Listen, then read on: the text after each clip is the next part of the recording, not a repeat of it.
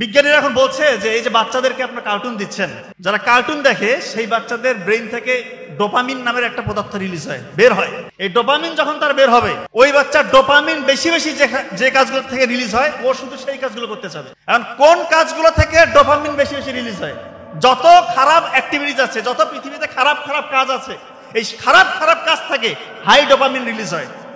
আপনি ছোটবেলায় তার হাতে এই মোবাইলটা দিয়ে দিলেন, সে বড় হয়ে যত খারাপ কাজ আছে, জুয়া খেলবে, মাদকাসক্ত হবে, আল্লাহ মাফকুর রেভিস্ট হবে, পর্নোগ্রাফিতে আসক্ত হবে, অশ্লীলতায় ভরপুর হবে। 20-25 বছর আগে পরিবারগুলোর কথা একটু চিন্তা করেন।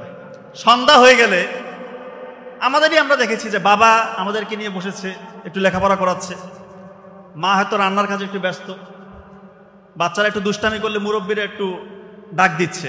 খুব সুন্দর একটা পরিবেশ। সবার সাথে সবার ব্রেইন থেকে অক্সিটোসিন রিলিজ হচ্ছে। অক্সিটোসিন রিলিজ হলে সবার সাথে সবার মানসিক যে একটা বন্ধন, এটা আরো একাত্ম হয়, জোরালো হয়। আর 2025 সালে এসে আপনি একই চিত্র দেখেন, একটা পরিবারের দিকে লক্ষ্য করেন কি হয়। বাবা হয়তো অফিস থেকে এসেছে, মোবাইল চালাচ্ছে, নিউজ দেখতেছে। মা হয়তো পাশেই বসে আছে, উনি হয়তো বা টিকটক, ইনস্টাগ্রাম কিছু একটা চালাচ্ছে। সন্তান 10-12 বছরের সন্তান, তার হাতে মোবাইল দিয়ে দিয়েছে, সে হয়তো কোনো একটা স্টোরি চেক করছে। ছোট বাচ্চা আছে, সে কান্না করছে, তাকেও তার কান্না থামানোর জন্য কার্টুন দিয়ে দিয়েছে।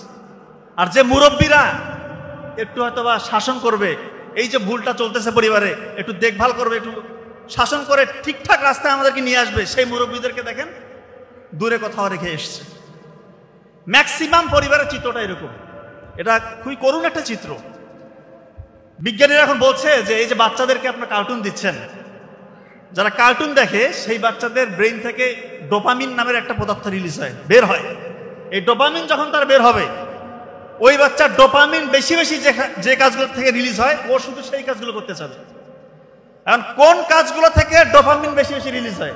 যত খারাপ অ্যাক্টিভিটিস আছে, যত পৃথিবীতে খারাপ খারাপ কাজ আছে, এই খারাপ খারাপ কাজ থেকে হাই ডোপামিন রিলিজ হয়।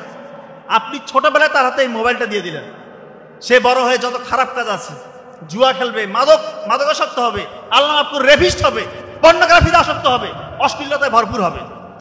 আমি বারবার একটা কথা বলি, এই যে অশ্লীলতা, এই পর্নোগ্রাফি ইন্ডাস্ট্রি একটা $multi-trillion ইন্ডাস্ট্রি।